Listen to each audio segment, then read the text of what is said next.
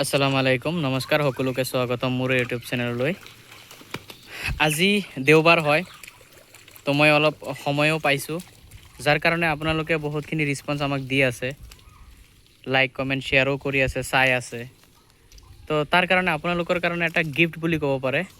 আমি এই ভিডিঅ'টোত দাঙি ধৰিম গোটেইখিনি ফাৰ্মিং, এটা ফাৰ্ম গঢ়িব গ'লে কিমান টকা খৰচা হয়, কি কি বস্তুৰ প্ৰয়োজন হ'ব, দানা কি খুৱাব, মেডিচিনৰ কিমান টকা খৰচ আহে, প্লাছ আপোনাৰ লাষ্টত আপোনাৰ ইনভেষ্টমেণ্টৰ পিছত কেই টকা আপুনি পাব, কিমান ইনকাম আহিব, একদম গোটেইখিনি ভাঙি পাতি এই ভিডিঅ'টোত আমি আপোনালোকৰ শ্বেয়াৰ কৰিম। তো আশা কৰোঁ আপোনালোকে ভিডিঅ'টো চাব, ধুনীয়াকৈ ভালকৈ মনোযোগ দি চাব, আৰু এটি স্কিপ কৰি যদি চায় তো আপুনি এই ভিডিঅ'টোত সেই গুৰুত্বপূৰ্ণ কথাখিনি মিছ কৰি দিব। তো যাৰ কাৰণে আপোনালোকে চাই থাকক। আজিৰ এটা কমেণ্ট কৰিছে আমাৰ হাইলাকান্দিৰ পৰা এজন ভাইয়ে, যে তেওঁ এইটোৰ বিষয়ে মানে ফাৰ্ম এখন কৰিব, তো তাত কি কি বস্তুৰ প্ৰয়োজন হ'ব বা কিমান টকা খৰচ হ'ব, স্পেচিয়েলি তাৰ কাৰণে হয় ভিডিঅ'টো। আৰু লগতে আপোনালোকে চাওক যে স্পেচিয়েলি তাৰ কাৰণে বনাইছে, সিয়েই লাভ উঠাব, আপোনালোকে উঠাব নোৱাৰে এনেকুৱা নহয়, চবৰ কাৰণে হয়, ঠিক আছে। কিন্তু ভিডিঅ'টো মোৰ মনত পৰিছে এইকাৰণে যে তেওঁ কালি কমেণ্টটো কৰিছে, যাৰ কাৰণে মই আপোনালোকৰ ওচৰতে এই গুৰুত্বপূৰ্ণ তথ্যখিনি লৈ আহিছোঁ। এক নম্বৰ হৈছে যে ফাৰ্ম কৰিলে আমাৰ কি লাগিব। ফাৰ্ষ্টত নম্বৰ 1 সেইটো হৈছে যে নিয়ত, ইচ্ছা, সময় আৰু ধৈৰ্য।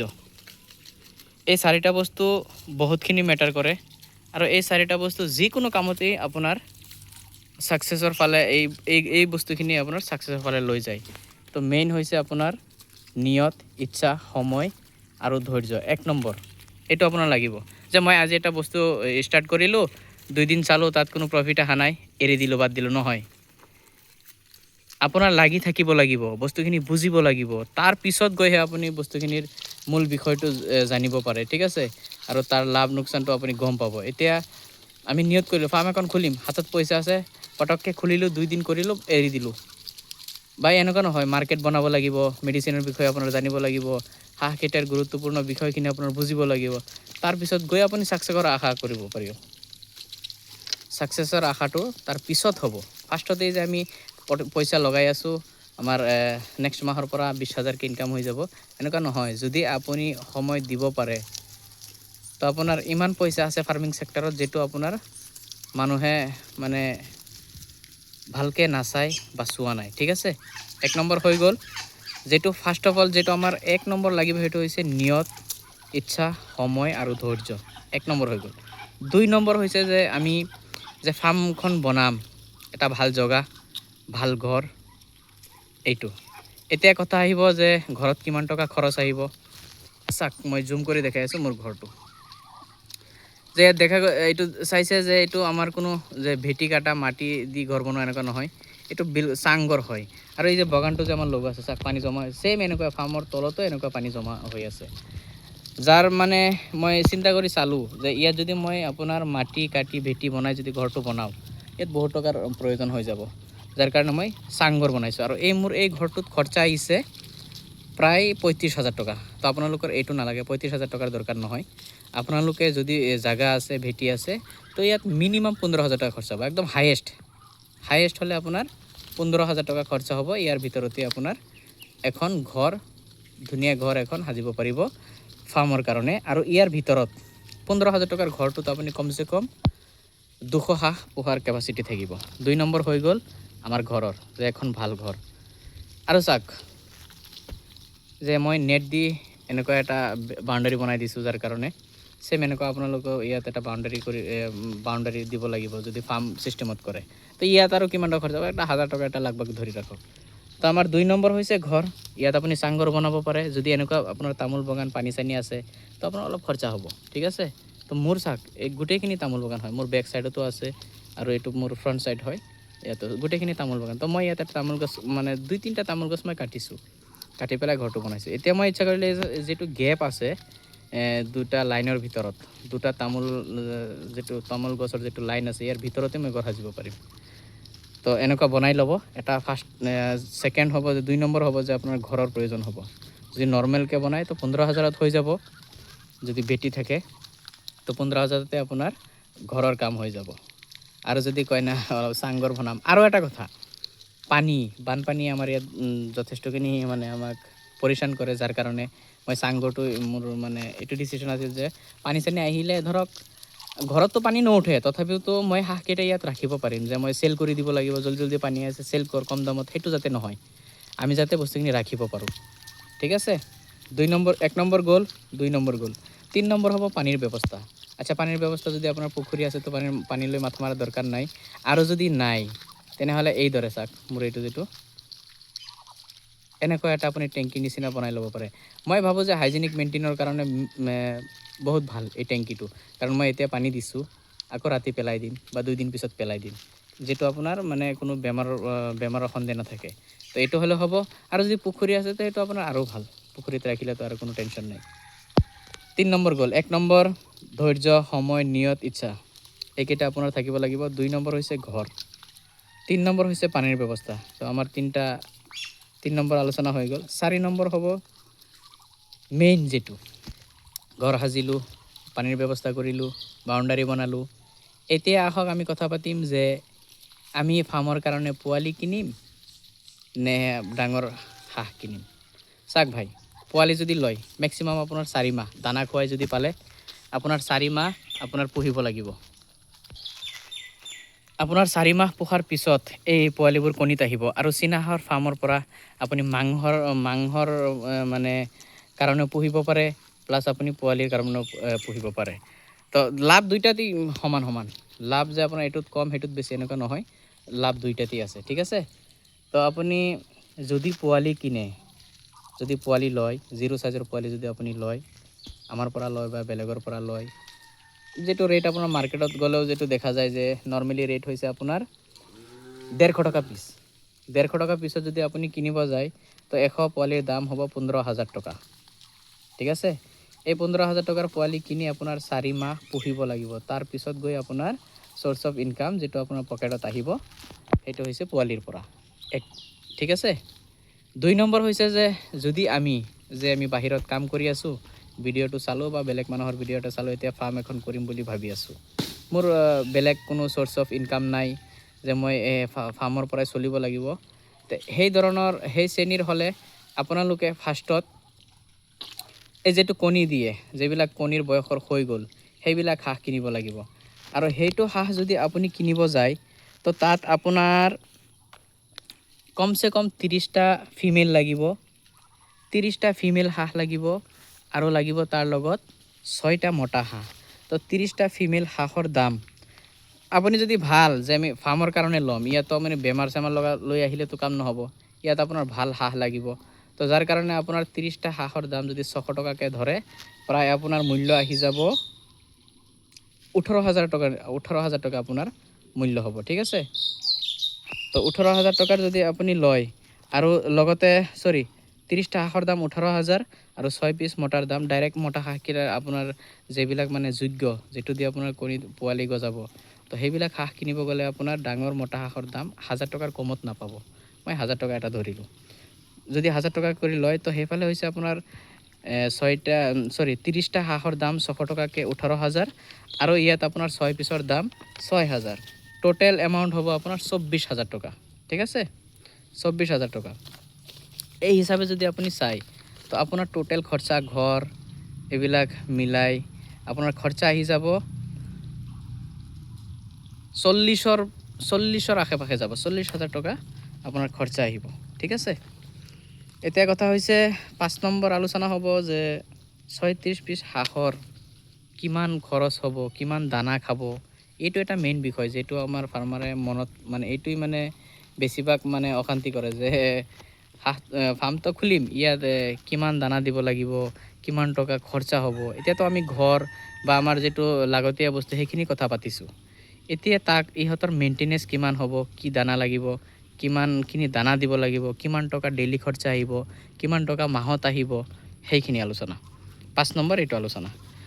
তো 36টা হাঁহৰ দানা, 36টা হাঁহৰ দানা আমাৰ ডেইলি খৰচ আহিব 65 ৰুপিজ। মই এটা অনুমানিক হিচাপ লগাই এইটো বনাই আনিছিলোঁ, তো আপোনালোকে হিচাপ কৰি ল'ব কেনেকুৱা হয়, সেইটো মই আপোনাক কৈ দি আছোঁ। আপোনাৰ 36টা হাঁহৰ দানা মানে ডেইলি আপুনি যদি 80 গ্ৰাম দানা ডেইলি 2 টাইমত, এক টাইমত 40 গ্ৰাম, 2 টাইমত 80 গ্ৰাম। এতিয়া চাওক বহুত মানুহে হাঁহ পুহি আছে, দানা দি আছে বা এইবিলাক হাঁহক যদি আপুনি এই 2 কেজি জেগাত 6 কেজি দি খাই দিব, 6 কেজি দিলেও পেলাই নিদিয়ে, গোটেইখিনি খাব, খাই আপোনাৰ আগতেই চাব গৈ বমি কৰিব, বমি কৰি গোটেইখিনি পেলাই দিব। তো যাৰ কাৰণে এইবিলাক বস্তু মানুহে বুজি নাপায়, যাৰ কাৰণে আপোনাৰ লছৰ সন্মুখীন হ'ব লাগে।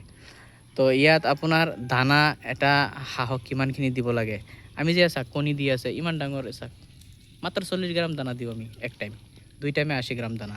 তো ইয়াত দানা আৰু দান মিলাইহে আমাৰ এইটো খৰচ আহে, ঠিক আছে। তো যদি আমি হিচাপ কৰোঁ যে যেটো দানা আমি ইউজ কৰোঁ কণীৰ কাৰণে, যাতে কণীটো ভাল হয়, সেইটো হৈছে লেয়াৰ ফেচটো, গডৰেজ কোম্পানী হয়। গডৰেজ কোম্পানীৰ দানা লেয়াৰ ফেচটো মনত ৰাখিব, গডৰেজ কোম্পানী লেয়াৰ ফেচটো, এইটো দানা আমি লেয়াৰ ফেচ 1ও খুৱাব পাৰে, কিন্তু মই ফেচ 2টো মানে বেছি ভাল পাওঁ আৰু এইটোই মই খুৱাই আছোঁ, ঠিক আছে। তো ইয়াত আপোনাৰ এটা বেগত 50 কেজি দানা থাকে, এটা বেগত যদি চাব যায় 50 কেজি দানা থাকে। আৰু বৰ্তমান ৰেট আপোনাৰ এইটো ফ্লেকচুৱেট হৈ থাকে, কম বেছি হয়। তো নৰ্মেলি দেখা যায় যে বেছি সময় 1600 টকা মানে পৰে আৰ কি, 1600 টাকাৰ ভিতৰত বস্তুখিনি পোৱা যায়, ঠিক আছে। তো 1600 টাকাকে হ'লে আপোনাৰ দানাৰ দাম হ'ব 50 কেজিৰ দাম 1600 টাকা পাৰ কেজি পৰিব আপোনাৰ 32 টাকাকে, ঠিক আছে। 32 টাকাকে আপোনাৰ তেনেহ'লে 1 কেজি দানা, 1 কেজি 400 গ্ৰাম, ঠিক আছে। আপোনাৰ টোটেল দানা যাব দিনত কিমান হ'ব, এক সেকেন্ড মই হিসাবটো কৰি লওঁ। ঠিক আছে। তো এতিয়া কথা হৈছে যে 1 কেজি দানাৰ দাম আপোনাৰ যদি 32 টাকাকে পৰে, তো 50 কেজি দানাৰ দাম হ'ব 1600 টাকা, ঠিক আছে। তো এটা হাঁহক আপোনাৰ 36 পিস হাঁহে গোটেই দিনত যদি আপুনি 80 গ্ৰামকে দানা দিয়ে, 80 গ্রামকে যদি দানা দিয়ে, তো আপনার টোটাল দানা যাব ডেইলি 2 কেজি 880 গ্রাম, ঠিক আছে। 2 কেজি 880 গ্রাম আৰু আপোনাৰ তো 880 গ্ৰাম হলে আপোনাৰ কিমান হ'ব, যদি আধা আধি কৰি তো আমি 1 কেজি 440 গ্ৰাম, তো 1 কেজি 440 গ্ৰাম দানাই যে দিব গোটেইখিনি এনেকুৱা নহয়, আপোনাৰ আধা দানা আধা ধান। তো ধানৰ তো দাম কমি 600 টাকা, হাইয়েষ্ট হলে 600 টাকা মন হয়। তো এই হিসাবত গৈ আমাৰ গড় মানে টোটেল এটা হিসাব যে ডেইলি 65 रुपीसকে আপোনাৰ খৰচটো আহিব। তো যদি আমি চাওঁ, এতিয়া চাওক যে আমি হাঁহ লৈ আহিছোঁ, বেমাৰ আজাৰ হ'ব পাৰে, মোৰ বস্তুখিনি বুজিব লাগিব। তো ফাৰ্ষ্ট 1 মাহতেই যে আপোনাৰ ইনকাম আহি যাব এনেকুৱা নহয়, হয়তো আপোনাৰ 1 মাহ 2 মাহ এনেকুৱা আপোনাৰ কিবা এটা খৰচ, কিবা যেটো ইনকাম ওলাব এইটো লৈ আপুনি মেইনটেইন কৰিব নোৱাৰিব ফাৰ্ষ্টত। তো যাৰ কাৰণে মানে আমাৰ থুলমূল 2 মাহ ধৰক এনেই যাব, ঠিক আছে। তো 2 মাহৰ কাৰণে আপুনি কমচে কম টোটেল 2 মাহে আপোনাৰ 36টা হাঁহে দানা খাব, টোটেল 6680 টাকা মেডিচিন লগাই, এভৰিথিং লগাই 2 মাহে 36টা হাঁহে 6680 টাকা আপোনাৰ পৰা খাব, ঠিক আছে। এইটো আপোনাৰ হৈ যাব লাগতে খৰচা। তো এতিয়া আপোনাৰ আমি যে এই 36টা হাঁহ পুহিম, 36টা হাঁহৰ পৰা আমাৰ ইনকাম কিমান হ'ব, মেইন হৈছে এইটো। এতিয়া সবেই মানে আমাৰ নতুন মানুহ যিবিলাকে চাই আছে তেওঁলোকে এইটোই বেছিভাগ ভাবে যে মোৰ ইনকাম কিমান হ'ব, সেইটো হৈছে মেইন। এতিয়া বলক আমি আলোচনা কৰিম আপোনাৰ 36টা হাঁহৰ পৰা আপুনি কিমান ইনকাম কৰিব। চাওক দাদা, এটা কথা কি যে 36টা হাঁহ যে আমি পুহিম, যে গোটেই মাহ আপোনাৰ মাহে মাহে 36টাই কোচত বহিব, 36টাই কণী দিব বা 36টাই পোৱালি গজাব এনেকুৱা নহয়। আপোনাৰ ধৰক 36টা যদি আমাৰ হাঁহ থাকে, তো ইয়াৰ ভিতৰৰ পৰা 30টা হাঁহ ফিমেল থাকিব। তো তাৰ পৰা আপুনি যদি চাই, তো ইয়াত আপোনাৰ মেক্সিমাম 15টা কণ্টিনিউ, 15টা হাঁহ কণ্টিনিউ আপোনাৰ কোচত বহিব ডেইলি, আপোনাৰ মাহত 15টা হাঁহ, ঠিক আছে।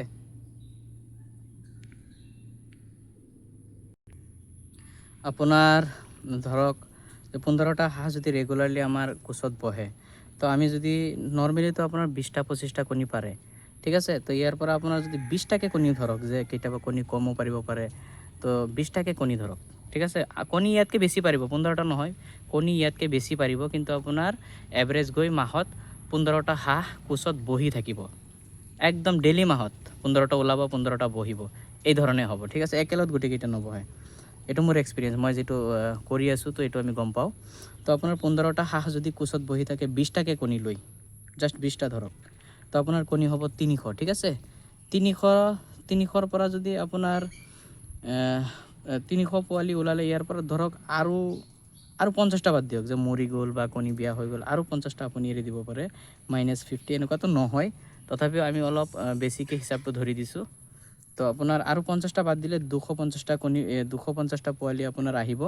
250টা পোৱালি একদম মিনিমাম ৰেটত আপোনাৰ যে চাওক কাষ্টমাৰে আহি দাম ক'ব 100 টকা দিয়ক, 90 টকা দিয়ক, তো আমি দি দিলেতো সেইটো আমাৰ কথা। মাৰ্কেটিং আপুনি কেনেকুৱা কৰি আছে সেইটো আপোনাৰ লগত কথা, কিন্তু নহ'লে আমি জানো অসমৰ ভিতৰত সব জেগাতেই এইটো হাঁহৰ ৰেট বহুত বেছি হয়, আৰু মোৰ ইয়াত বেছি ৰেট নহয়, তথাপিও মই 150 টকাতকৈ কম নেবেচোঁ। তো 150 টকাকৈও যদি আপুনি বেচে আপোনাৰ ইনকাম আহিব 37,000 টকা, 37,000। আপোনাৰ মাত্ৰ 36টা হাঁহৰ পৰা ইনকাম 37,000। আমি মৰা ধৰা এইবিলাক এভৰিথিং কণী বেয়া গোটেইখিনি বাছি ধৰি তথাপিও 37,000 টকা। এইটো নহয়, ইয়াতকৈ বেছিও হয় আপোনাৰ। মই এইটো বহুতখিনি বাদ দি পেলাই হিচাপটো কৰিছোঁ, একচুৱেলি এইটো নহয়, ইয়াতকৈও বেছি আহে, প্ৰায় 40, 42, 45 এনেকুৱা আহি যায়। তথাপিও আপুনি 37,000 টকাটো আপুনি ধৰি ৰাখক। 37,000 টকাৰ পৰা আপোনাৰ খৰচা কিমান আহিব, হায়েষ্ট খৰচা হ'লে মোৰ যিটো হিচাপ, আমাৰ যিটো হিচাপ আৰু কি আমি যিটো কৰি আছোঁ, তো ইয়াত আপোনাৰ দানা ধৰক দানা খৰচ 2,300-400 টকামান আহে, আৰু মেডিচিন লগাই দিয়ক আৰু 500-600 টকা, আপোনাৰ 3,000 টকাই ধৰক। আৰু যদি আমি ইয়াৰ পৰা 3,000 টকা লেছ কৰি দিওঁ, তথাপিও আমাৰ কিমান আহিব, 37,500ৰ পৰা মাইনাছ কৰি দিলে 34,500 টকা আপোনাৰ মাত্ৰ 34টা হাঁহে আপোনাক ৰেগুলাৰ মান্থলি দি যোৱাৰ ক্ষমতা চীনা হাঁহৰ ভিতৰত আছে, ঠিক আছে। তো আমাৰ টোটেল ফাৰ্মিং গোটেইখিনি কথা পাতিলোঁ, যে 1 নম্বৰ হৈছে আপোনাৰ যেটো ক'লোঁ যে আপোনাৰ নিয়তটো হ'ব লাগে, ইচ্ছা, সময়, ধৈৰ্য। 2 নম্বৰ ঘৰ, 3 নম্বৰ পানীৰ ব্যৱস্থা, 4 নম্বৰ হৈছে পোৱালি লয় বা আপোনাৰ ডাঙৰ হাঁহ লয়, আৰু 5 নম্বৰ হৈছে যে আমাৰ দানা খৰচৰ বিষয়ত আমি যেটো কথা পাতিলোঁ এইটো। তো টোটেল আপুনি নতুন ষ্টাৰ্টিং কৰিলে, এতিয়া ভিডিঅ'টো যেটো চাইছে লাগিলে আপোনালোকে আকৌ ভিডিঅ'টো ষ্টপ কৰি কেলকুলেট কৰি চাব, 40,000 টকাৰ ভিতৰত ইনশাল্লাহ আপোনাৰ ফাৰ্ম হৈ যাব, 40,000 টকাৰ ভিতৰত। কিন্তু 1 মাহ 2 মাহ ধৈৰ্য আপোনাৰ লাগিব, কাৰণ ভাই শুনক এটা কথা, যে নৰ্মেলি মানুহে 10 বছৰ 15 বছৰ পঢ়ি পেলাই কিবা এটা জব কৰে, তাৰ ভিতৰতো কিমান ইণ্টাৰভিউ দিব লাগে, কিমান টকা খৰচা কৰি পেলাই আপোনাৰ বস্তু মানে পিছত গৈ এটা জব পায়, চাকৰি পায়। তো আৰু এইটো আপোনাৰতো কোনো এনেকুৱা নহয়, তো আপুনি বস্তুখিনি জাষ্ট আপোনাৰ সময়, আপোনাৰ এক্সপিৰিয়েঞ্চ লাগিবই, এক্সপিৰিয়েঞ্চে পইচা দিয়ে। পইচাটো যেটো আপোনাৰ পকেটত সোমাব সেইটো এক্সপিৰিয়েঞ্চৰ পৰা আহিব, সেইটো আমাৰ হিচাপৰ পৰা নাহে, সেইটো এক্সপিৰিয়েঞ্চৰ পৰা আহে। তো এইটো আপোনাৰ এইটো ভগৱান ঈশ্বৰ আল্লাহ যাকে কয় সেইটো তাৰ পৰীক্ষা হয়। 1-2 মাহ আপোনাৰ ধৈৰ্য ধৰিব লাগিব। যদি আপুনি ভালকৈ আমি যেইখিনি কথা ক'লোঁ আৰু যেইখিনি চিষ্টেম বুজাই দিছোঁ, এইটো যদি 100% আপুনি পালন কৰিব পাৰে, এইটোতো আমি জানো 100% কেতিয়াও আপুনি লাৰ্ণিঙত নতুন ফাৰ্ষ্টত আপুনি দিবই নোৱাৰিব, এনেকুৱা সময় বা এনেকুৱা ভালকৈ বুজি নাপাব, যাৰ কাৰণে আপুনি ফাৰ্ষ্ট 1-2 মাহৰ ইনকামটো বাদ দি পেলাই গোটেইখিনি খৰচা পাতি মিলাই 40,000 টকা খৰচা আৰু 10,000 টকা পকেটত ৰাখক। মিনিমাম আপোনাৰ 50,000 টকা লৈ লাগক, ইনশাল্লাহ আপোনাৰ ঘৰৰ পৰা মাত্ৰ 36টা আহে আপোনাৰ 34,000 35,000 টকা আৰামছে আপোনাৰ পকেটত দিব পাৰে। তো ধন্যবাদ সকলোকে, আপোনালোকে স্কিপ কৰি ভিডিঅ'টো নাচালেই হ'ল, যদি ভালকৈ চাইছে তো গম পাব, গোটেইখিনি ডিটেইলছ এই ভিডিঅ'ত আছে। যদি আপুনি ভালকৈ বুজি পোৱা নাই আকৌ চাব, বা ইয়াত যদি মোৰ কোৱাত কোনো জেগাত ভুল হৈছে বা হিচাপত ভুল হৈছে, তো আপোনালোকে জনাব পাৰে, কমেণ্ট কৰিব পাৰে, আৰু আপোনালোকে কমেণ্ট, শ্বেয়াৰ, ছাবস্ক্ৰাইব আৰু লাইক কৰিব। তো যদি কিবা ইনফৰমেশ্যনৰ বিষয়ত আপোনাৰ ভিডিঅ' লাগে মোক কমেণ্ট কৰিব, যেনেকুৱা হাইলাকান্দিৰ পৰা কালি কমেণ্ট পোৱাৰ লগে লগে মই এইটো গোটেইখিনি হিচাপ পাতি কৰি লৈ আজি আপোনালোকৰ ওপৰত ভিডিঅ'টো দাঙি ধৰিছোঁ। ধন্যবাদ, থেংক ইউ।